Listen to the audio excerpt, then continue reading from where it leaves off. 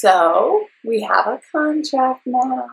We came to an agreement. Welcome back to our home buyer series. This is part 7. And in part 7, I just wanted to go over a few of the things that we're going to need to do to get our loan.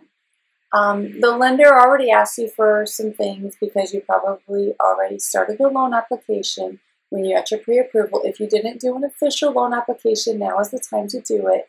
You want to make sure that you bring all of your documents into the lender, and these include the signed contract with any addendums that were created during that process. And more likely than not, the lender is going to be asking you for the last 30 to 60 days, paycheck stubs, the last couple of years, W-2s, or if you were self-employed, the last 2 years of your tax returns. And you're also going to probably need some bank statements just to, show the lender that you really do have money in the bank, and then it's your money that is purchasing the home.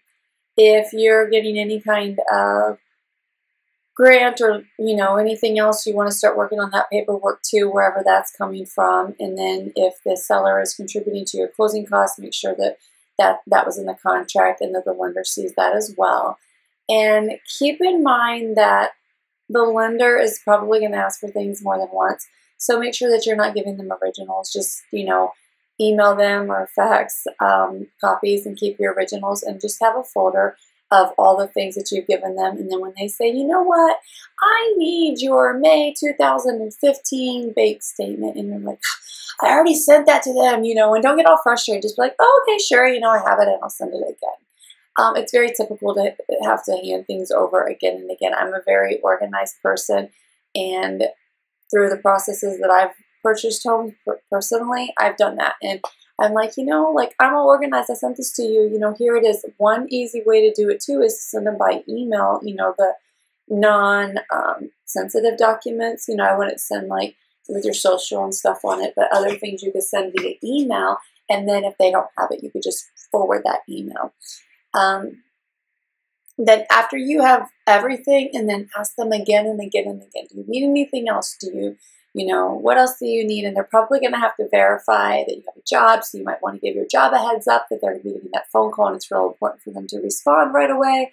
If it's difficult to get to HR, or you're at a smaller company or something, just make sure that, all these things are taken care of. And then put on your calendar to check with your mortgage broker every 5 to 7 days, just to see how is the process going. Do you need anything from me? How can I help move this along? Be proactive.